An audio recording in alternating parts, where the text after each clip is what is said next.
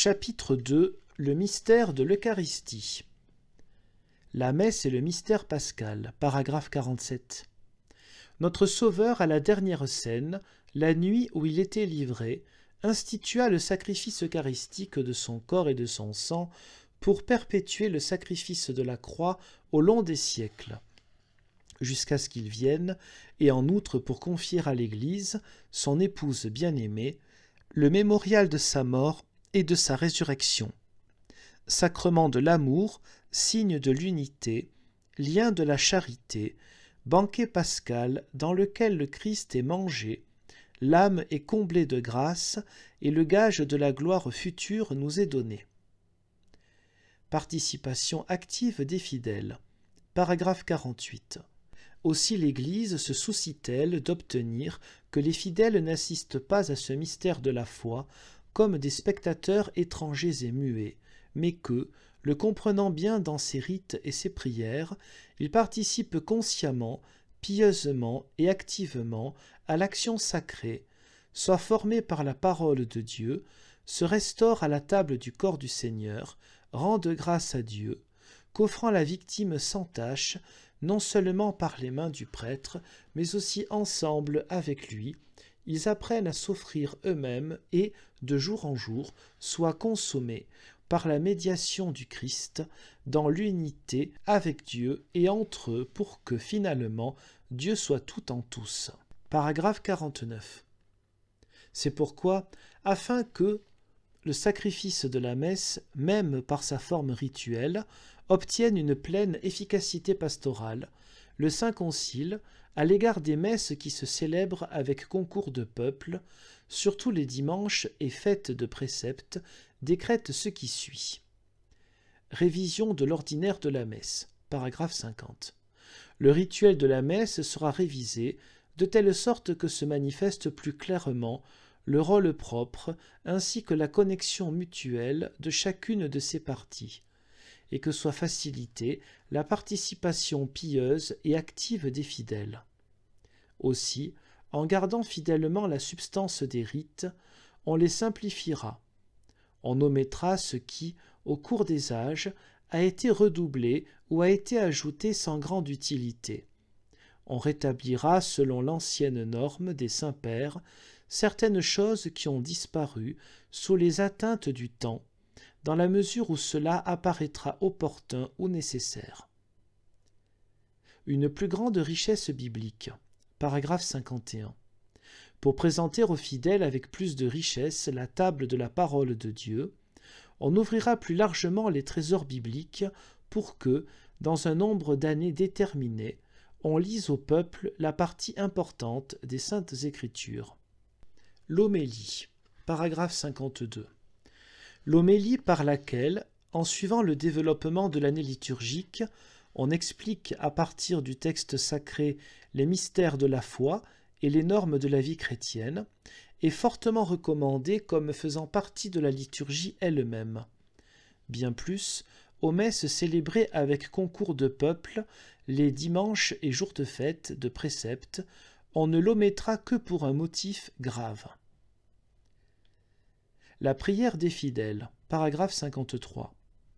La prière commune ou prière des fidèles sera rétablie après l'Évangile et l'homélie, surtout les dimanches et fêtes de préceptes, afin qu'avec la participation du peuple, on fasse des supplications pour la Sainte Église, pour ceux qui détiennent l'autorité publique, pour ceux qui sont accablés par diverses nécessités, et pour tous les hommes et le salut du monde entier.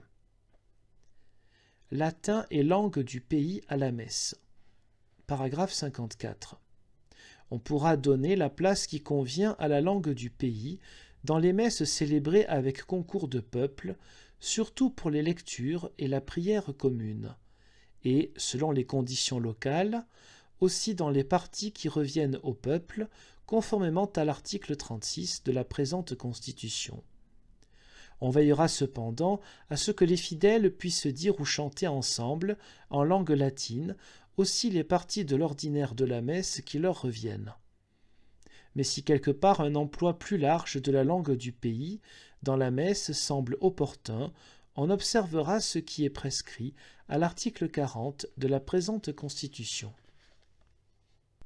La communion, sommet de la participation à la messe, la communion sous les deux espèces. Paragraphe 55.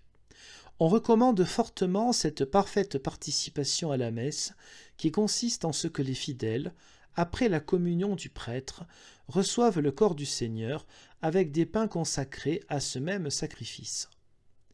La communion sous les deux espèces, étant maintenus les principes dogmatiques établis par le Concile de Trente, peut être accordée, au jugement des évêques, dans les cas que le siège apostolique précisera, soit aux clercs et aux religieux, soit aux laïcs, par exemple, aux nouveaux ordonnés dans la messe de leur ordination, aux prophètes dans la messe de leur profession religieuse, aux néophytes dans la messe qui suit le baptême.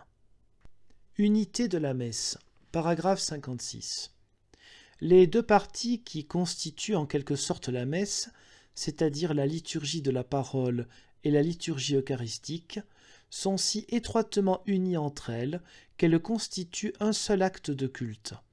Aussi, le Saint Concile exhorte-t-il vivement les pasteurs à enseigner activement aux fidèles, dans la catéchèse, qu'il faut participer à la messe entière, surtout les dimanches et jours de fête de précepte.